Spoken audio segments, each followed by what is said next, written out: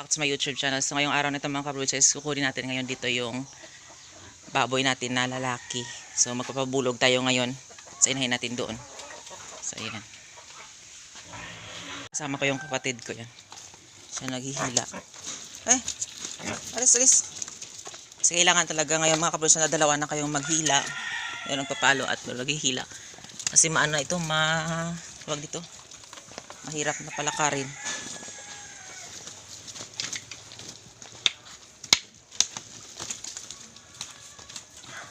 Ayan.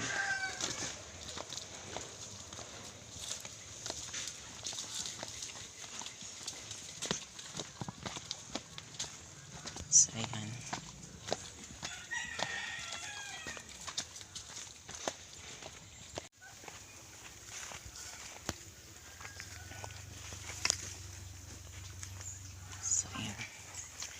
So ayan mga kapatid, sa kanina pinakain ko. Hindi siya kumain. So ayan, ngayon kailangan talaga na bulugan natin. Para kahit pa paano mag-aantay na lang tayo ng mga ilang buwan. Ayan.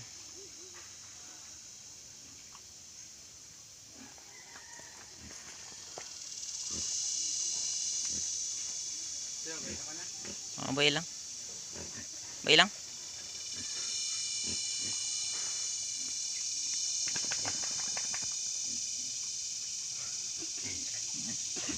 Ayan na.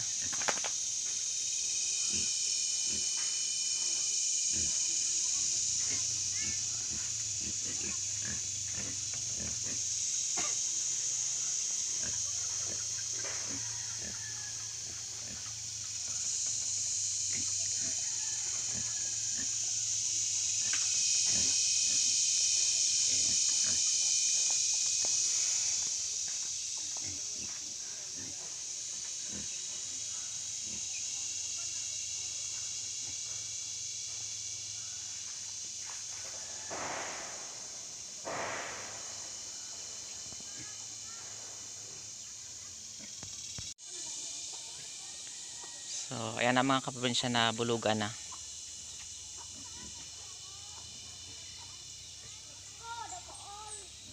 Hipos.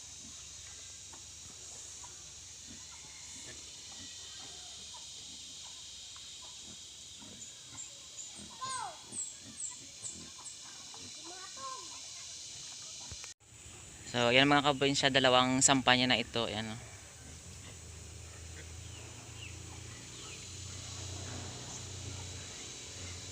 Kahit mga ilang sampa pa mga kaprobinsya dati, mga 3 is 6 lang yung kanyang anak. So kapag nabuntis na ito mga kaprobinsya, yung inahin na ito is pangatlo niya na ito na na pagbubuntis. Ayan.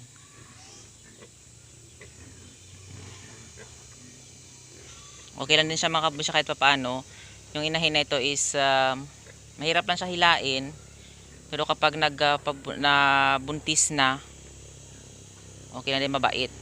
Kapag ano naman, magpapabulog is mabait din. Unlike sa ibang mga native pigs na kapag magpapabulog is sobrang ano mga kaprinsya.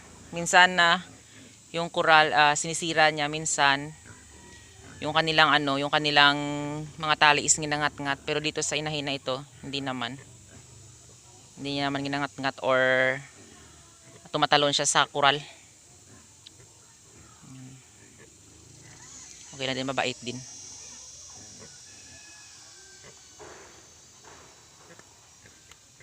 So yan mga kapuso, hindi ko naman hinahabol na matawag dito. Maganda yung kanyang madami siyang anak. Yung hinahabol ko lang dito sa inahin na ito mga kaprobinsya is kahit lang yung kanyang anak yan, pinapaulit-ulit ko na sinabi na mabilis talaga lumaki yung kanyang mga anak. Ayan. Diba? Wait lang. So ayan. So kanina pa ako nagpakain sa kanila. So ngayon is 9. Nakapaglinis na ako kanina, yan marami ng dumi. So ito yung kanyang anak. Ayan o. Diba? Sobrang laki niya na o. Ayan. So ayan. So ito yung una niyang anak. Ayan, ito yung kulay brown Yan, malaki na rin. Diba? Maganda talaga yung kanyang ano, yung kanyang tag ito, yung kanyang mga anak malaki.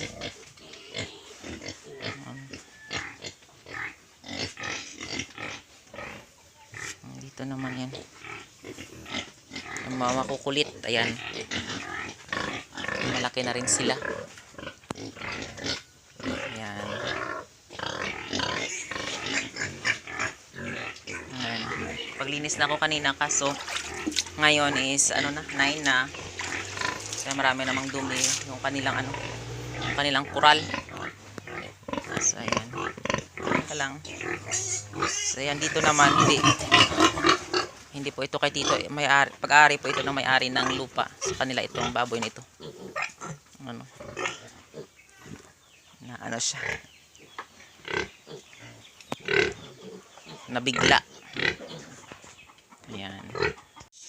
So ayan mga kaprobinsya, nag-aantay tayo ng binubulugan doon ng barako is magkukuha tayo ng kangkong para meron tayong pang ulam.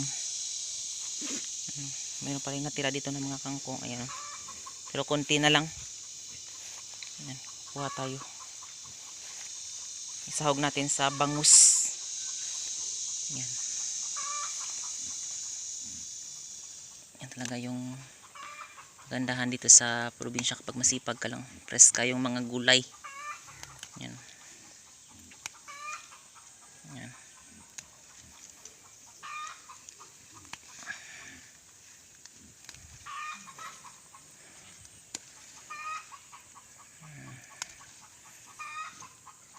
So yan.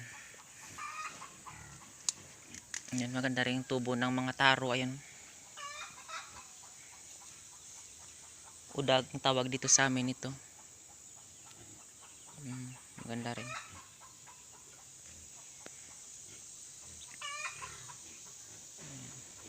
Tapos na ako magkuha ng kangkong. Ayan, madami na ito. Na iyan natin, sahog natin sa bangus na ating lutuin. Ayan. So ayan, tapos na rin magbulog. Kumakain na siya ngayon ng damo. Ayan. Wait lang. Dandahan na tayo sa pag-apa kasi maputik. So hindi tayo nakabota. Ayan, nakachinelas na ako. Ayan na.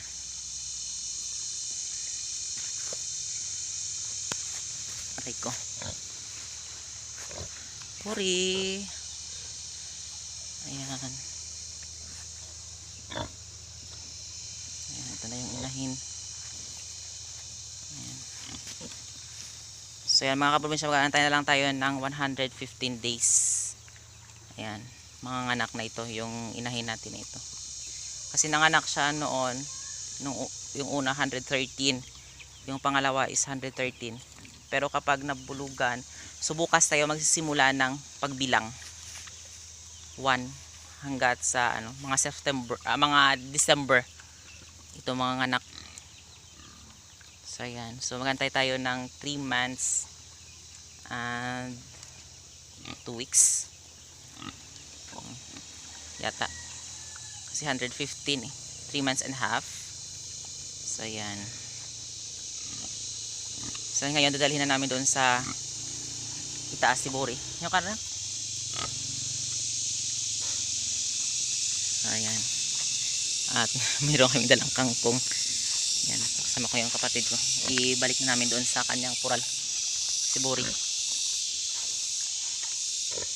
Eh. Kan?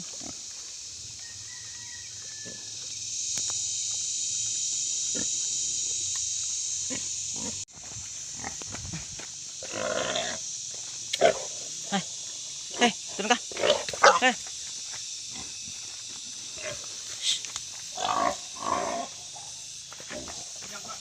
So ayan, matapang.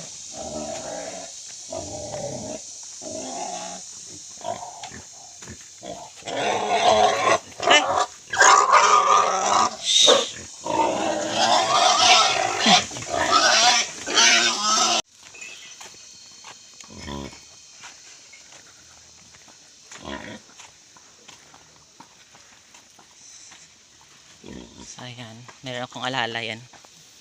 Alaga akong aso na kaliwala yung kanyang mata. Ayan. Hey.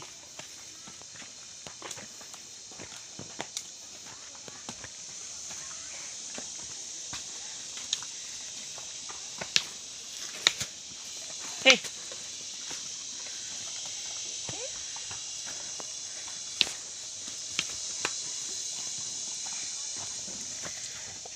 Ay. Mahirap siya ibalik mga kabon siya. Kailangan talaga dalawa kayong may maghihila at mayroong nagabantay sa likuran niya. Kasi kapag isa ka lang ay, Diyos ko, mahihirapan ka talaga. Ayan mga kabon siya. Dito na siya sa loob ng kanyang kural. Ay, grabe.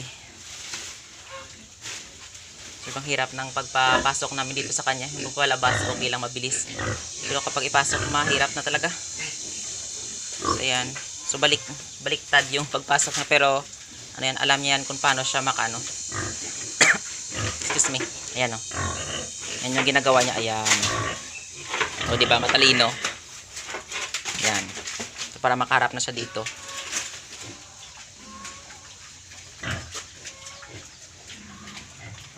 Ito na yung inahin. Nagamot ko na yan yung kanyang sugat. And okay na din. Ayan yung mga biik.